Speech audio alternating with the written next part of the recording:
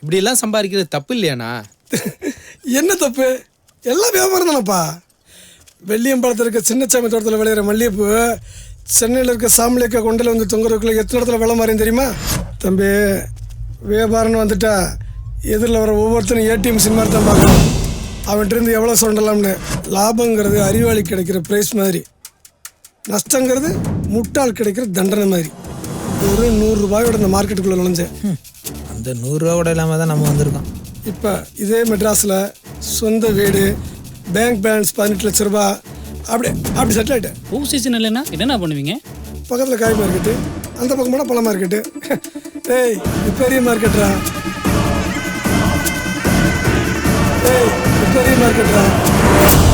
அண்ணா, இங்கே பாத்ரூம் எங்கண்ணா இருக்கும்? அந்த ரைட்டில் போனால் 2ஆவது லெஃப்ட்டில் இருக்குடா.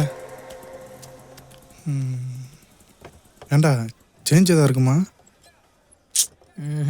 அடப்பாவில 1 ரூபா கூட இல்லாமல் வந்தீங்க.